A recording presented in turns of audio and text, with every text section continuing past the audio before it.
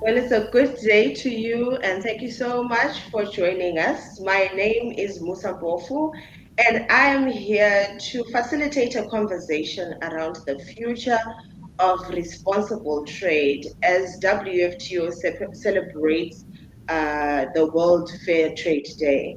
And our theme this year is around the business revolution. I am here today with a number of organizations from the entire region, Africa and Middle East, who are going to share their stories about how they are contributing to the future of responsible trade, the work that they're doing, how they are impacting their communities, and how they are positively contributing to the economy. So, just to give you some background, Fair Trade Day is a day that is celebrated on the second Saturday of May, where actors within the fair trade community come together to celebrate their efforts and to inform the public about the work that they're doing and to try and get more people into the fair trade space, which is what we hope will happen from what you view today. And with the theme of business revolution, we are essentially putting our voice towards the demonstration of how profit can thrive alongside equality, resilience, and sustainability. So we hope that you will stay tuned and that you will engage with the stories that we have to share. These are real life stories of real life social enterprises and the impact that they are creating in their communities. But I would like to hear the story of Rwenzori in Uganda. You guys are similarly faced with your own set of challenges. The Ugandan economy is going through its own set of challenges. So I would like to find out from you, Ronald. Um, Resilience also looks like implementing sustainable methods of production.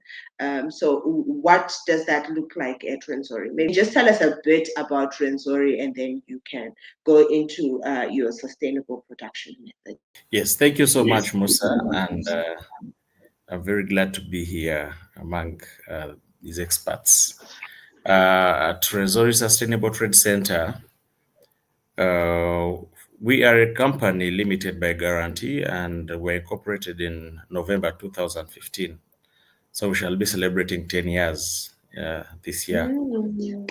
But our work started many years before we incorporated through a Renzori Sustainable Program that was started by a company in the UK as its social corporate responsibility program. And the focus was to promote the girl child education in the hardest to reach communities of the Renzori. These are communities that hardly see any government support. So they benefited through construction of schools, and it's across those communities, those 12 schools that all our projects emanate because our focus is to support that community. I don't want to go through that detailed introduction, but just the background is that our work is aimed at promoting livelihoods of communities around those 12 primary schools, because we later realized that the challenge was not actually the the lack of infrastructure, but actually poverty. So our focus was to promote the economic activities in those communities, which included coffee, cotton, cocoa, and crafts weaving later, which we introduced among the women communities who are not involved in the agricultural sector. So we've done a lot of work through forming cooperatives, and along there we've created 6 cooperatives and over 45 craft groups, women craft groups. So these artisans and farmers are all fair trade certified, and we are deeply rooted in sustainable production through our support over these groups across the coffee, cocoa, cotton, and crafts value chains. So, how do we do that? We integrate climate smart agriculture and agroforestry in the coffee, cotton, and cocoa farms. And we've also tried as much as possible to use natural dyeing techniques for the crafts. All this we do, we try to aim at environmental impact and increasing long-term farmer resilience. We've seen this support help the farmers a lot because we've seen climatic change affecting these communities with through floods. We've seen the communities in like Kasese that are affected by heavy and prolonged sunshine. Uh, yet, in the past, our climate was really balanced, as most of you may know about Uganda and especially the Rwenzori. But we're seeing all these changes. So that's why we've introduced all these regenerative practices to see that we create resilience. Definitely, also, us as a country, we are affected heavily by COVID-19. And as the RSTC, all the work we had done in the communities was greatly affected because we had built confidence among these communities by introducing them to international markets, but they were closed from the international markets, and most of their confidence was dwindled, and they went back to their traditional practices of selling locally to middlemen and selling their produce still when it's still in the farm. But right now, we're working our way out of that and through different partners uh, that we've brought on board, such as the Vito Foundation, Comic Relief. Recently, we've had a grant from Shared Interest, and we are trying to explore sustainable materials, especially for crafts, because we've predominantly depended on raffia and other imported materials. But now Yeah. we've introduced uh, uh, banana waste. We are converting banana waste into silk to see that it is an alternative material for crafts making. And this innovation has helped reduce on these important sematics, and also it has promoted the circular economies within the communities. So that is how we've really introduce sustainability in all the work we do. And for us, sustainability is not just a goal, it is a practice embedded in how our communities grow, how they make and trade. So, from organic cotton to natural dyes, our farmers and artisans are showing what regenerative trade looks like right from the ground. So, that Mm. is, in a nutshell, how we have been able to promote sustainability within the work that we do. That's great, Ronald. As you share your story, I'm very interested to know. I mean, you spoke about how COVID had a negative impact on your export numbers and all of that. But I feel like realistically, there's a lot that is happening in global trade, with the throwing around of all these trade tariffs, etc., and a multitude of other things that are most likely to impact trading relationships as we know them. So, how does Rwenzori look forward? How do you guys plan, or is there a plan for you guys to maybe extend your regional collaborations with other countries in Africa? Is that a possibility? How do you improve your trading relationships within the region, if that is a thing that you're looking to do? And if so, how are you going to do Yes, thank you so much, Musa. We've we actually we found that to be one of our biggest problems, especially with the crafts business, because we are dominantly selling to one customer in Europe. But it? we've tried our level best to see that we promote our crafts regionally, and our partnership with the WFTO has helped us with this because we've attended a number of regional conferences in Nairobi, in Egypt, in Morocco, to see Mhm, how we can actually promote our crafts within the African continent and how we can even bring in new designs and new mhm, ideas from the continent mhm, because it has been a problem. And we've seen the markets open with some orders coming from Nairobi and a few other parts of the country, even locally within Uganda. We had not been able to sell the crafts in numbers, in volumes, but we're seeing that happening. And we just joined the WFTO not long time ago, especially for the crafts, because the cotton, cocoa, and co- and coffee have been fair trade certified since as early as 2016, 17. But We only got the crafts certified 2 years ago. But through the collaborations, we have seen that we have opened ourselves to the global regional markets. And we believe that this is just the beginning, and the opportunities are still yet to come. I strongly believe that there is definitely a space for artisans within the regional community to impact the economy by creating products that appeal to the regional market, and that maybe artisans need to start looking inward, even as we try and strengthen local trading relationships, so that the products that artisans are making are appealing to the local consumers. We haven't heard though from Tarcisio, and I would like to bring you in at this point, Tarcisio, for you to tell us about what's happening in Malawi and the community of rice farmers that you work with there. And also, if you can just highlight part of the challenges that have been mentioned and what those challenges look like in Malawi when we consider stuff like youth integration, when we consider stuff like business resilience. How do you maintain that resilience? And another major thing is, should the export market close, what happens to Rwenzori? How do you plan to build a local market? If you have one, how are you sustaining your local market? Over to you, Patricia.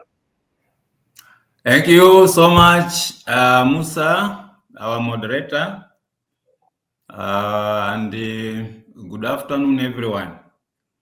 I am Tarcisio Chimbanya. I work with the Kaporo Smallholder Farmers Association in Malawi. In short, we call it CASFA. CASFA was registered in 2003 as a company limited by guarantee.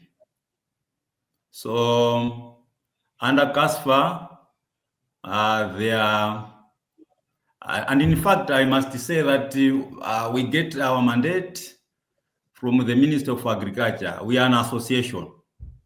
So under CASFA, there are 4 associations, because the idea was the associations under CASFA should be involved in the production of rice, while CASFA, in other words, more or less like a head office, should be involved in the actual processing of rice.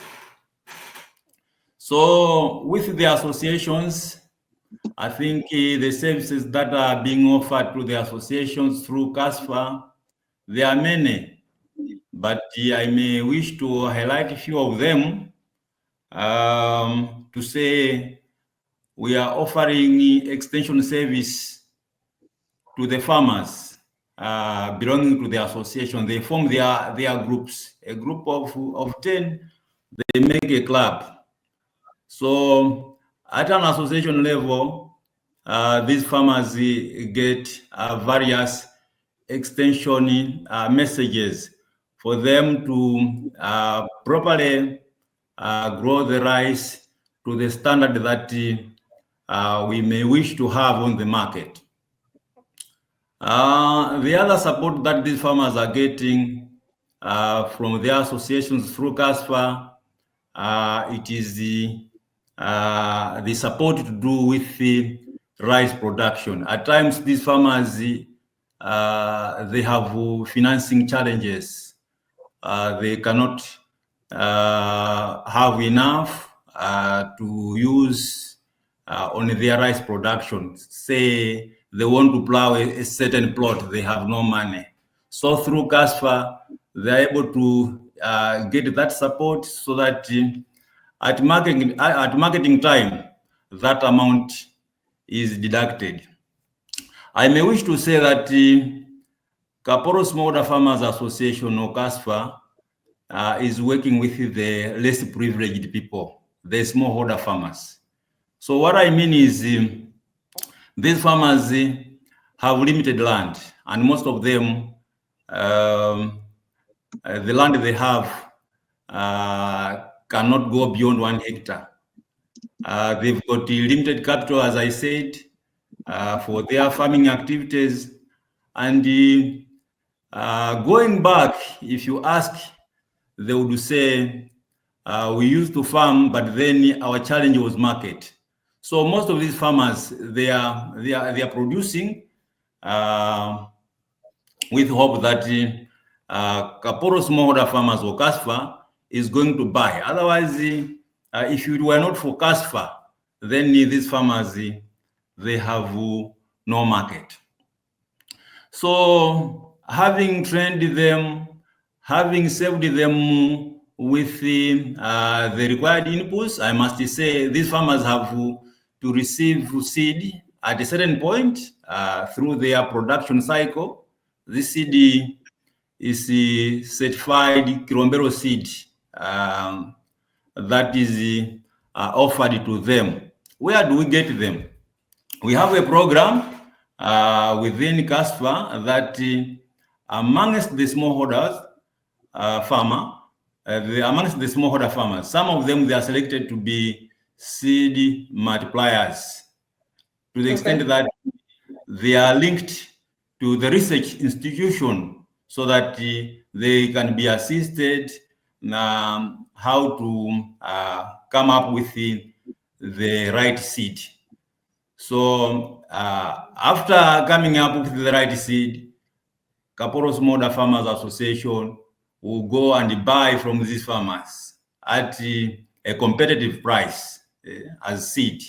So Kaporo Smallholder Farmers Association will go and buy this certified seed from these farmers so that come the planting time, all the farmers should receive the desired seed.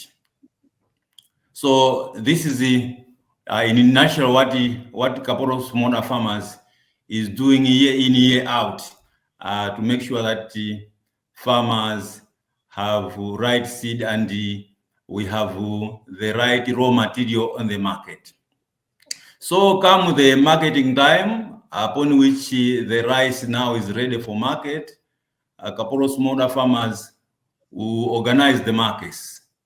And in Malawi, the rule is you cannot buy below the minimum price. So we get the certificate from the Ministry of Agriculture to buy. Okay. Yeah, so traditionally we buy beyond the minimum price just to, give back to the community. We buy beyond the government minimum price using the standardized scales. There is Malawi Bureau of Standard that does that certification job to make sure that the scales that we are using, they are well certified. So we'll go in cluster places where these farmers, they receive their extension services and any form of communication.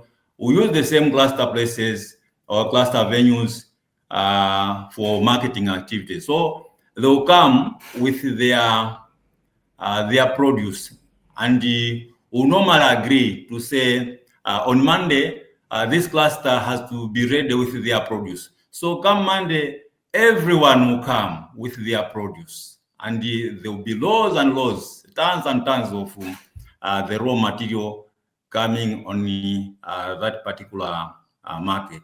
Farmers are paid on spot, but we are moving towards paying them mobile money. We are moving towards that, but as it is, we are paying them on spot. As CASFA, we are implementing sustainable land management practices. We are promoting conservation or protection of the already existing forests, in the sense that come dry season, these trees or these forests, they are not set on fire. So we are constructing bushfires and we are involving the communities to come up with the bylaws. Should you see somebody deliberately torching the forest, you come up with the bylaws so that these people could be taken to task.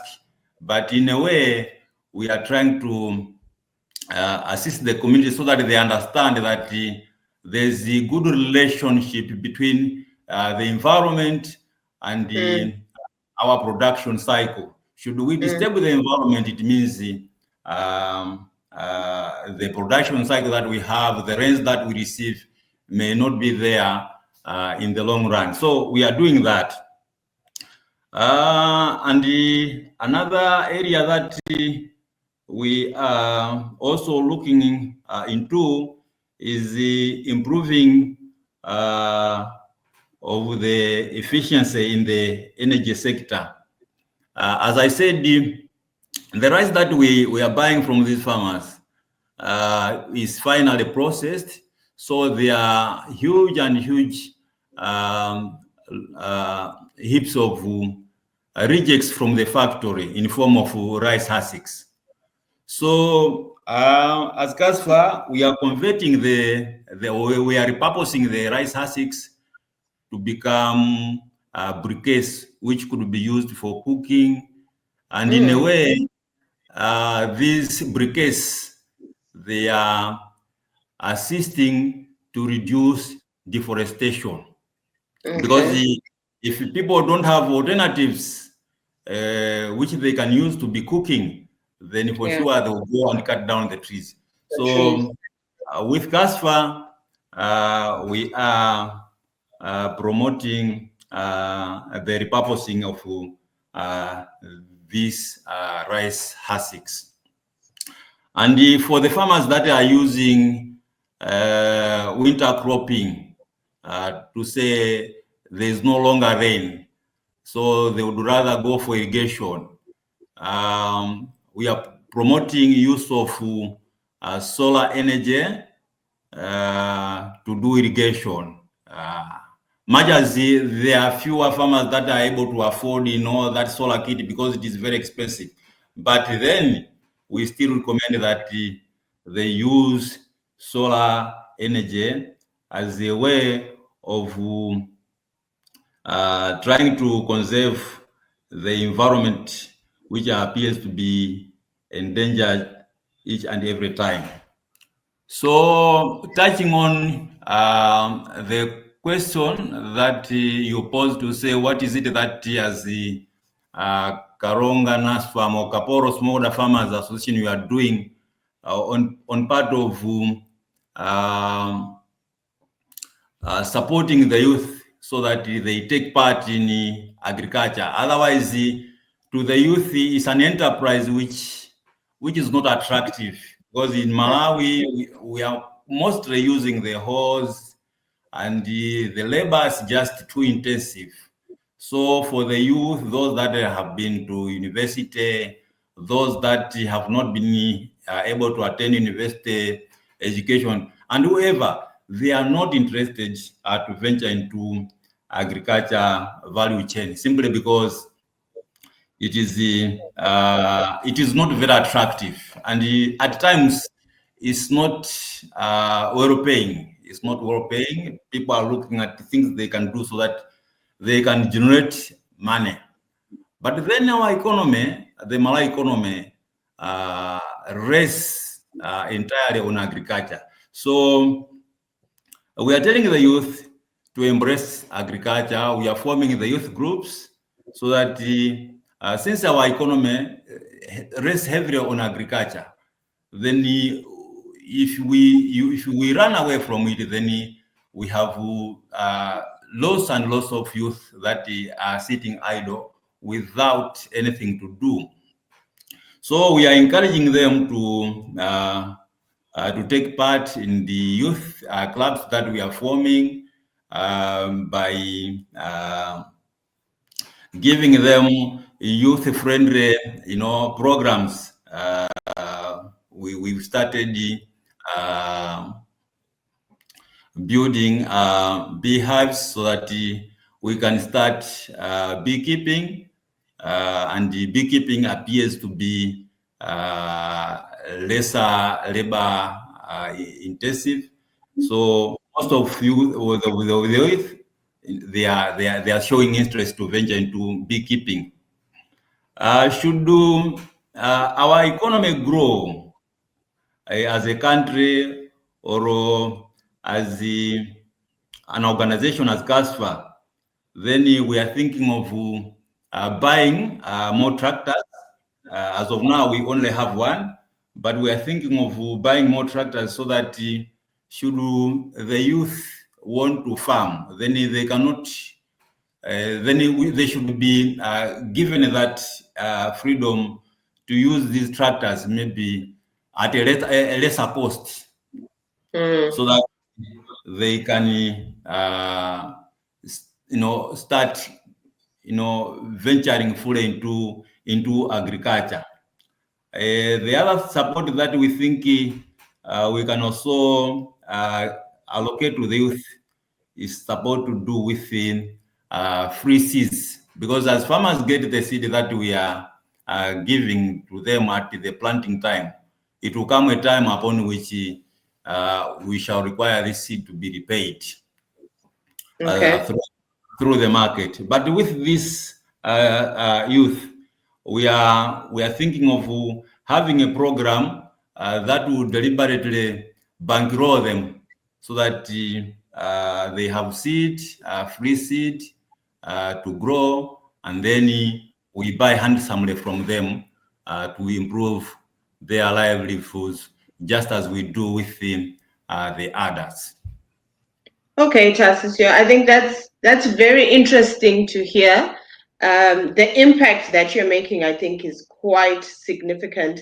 And I am encouraged by how you are taking what would seem to be waste from one product, i.e. the husks, to then form a raw or another product that can then be used to ensure that there is no environmental degradation as a source of creating fires. And I think that's great work that CASFA is doing together with your youth involvement strategy. I think there's a lot that can be learned or garnered from by other organizations. Lastly, we have the story of Global Mamas. Patience, it's nice to see you here. We are very grateful that you are eventually able to join us. And I think maybe as you share your story of Global Mamas, you can also just let us know how you guys are contributing towards sustainable production, because I know you guys do fabric and you do it from, rather, let me let you tell your story. Go ahead.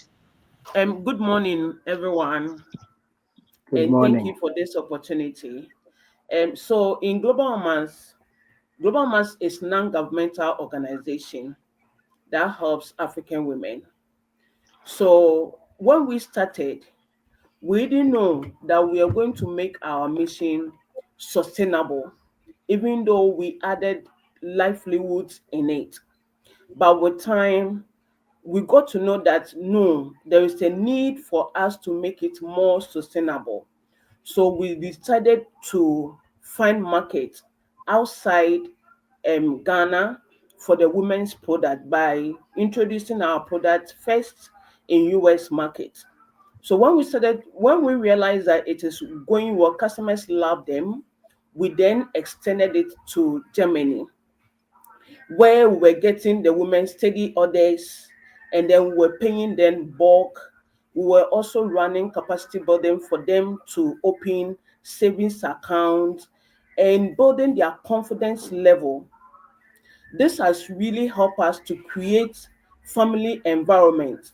So over 300 women that we work with, we know everybody's home, we know their husbands, we know their children, and it's totally a family environment that Global Mass we have created. So for us, the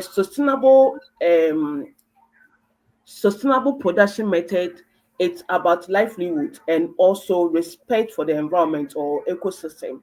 So with the ecosystem, we have actually added so many product line to our product. We started with local calico, but we realized that our customers really they were really looking for organic fabric. So we did a lot of research.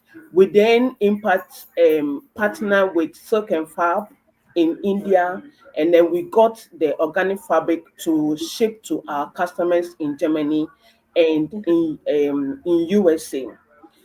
Not only the organic fabric, with the sustainable method, we also added recycled products like scrap bag or other scrap products that you know.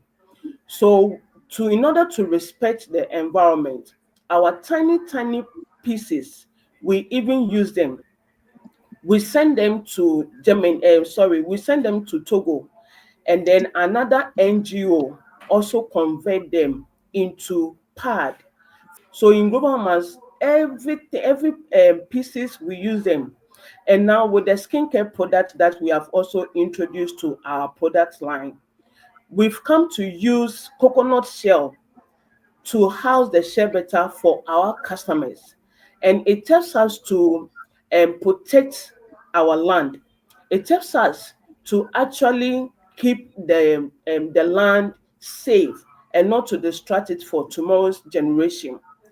And with the impact that we are making in the life of African women, the women as they have been able to build houses with the livelihood that we are providing.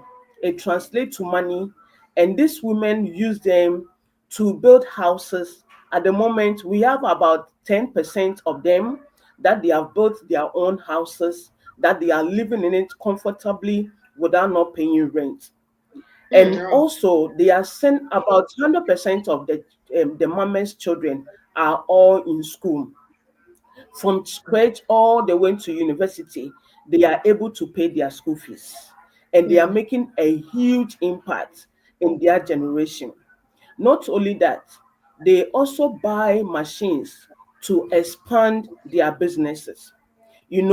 All of them start with hand machine, and with the impact that global mass is making in their lives, they are able to save, use it to buy industrial machine so they can produce faster for their customers. They were able to meet their due date and were able to ship everything to their customers in abroad.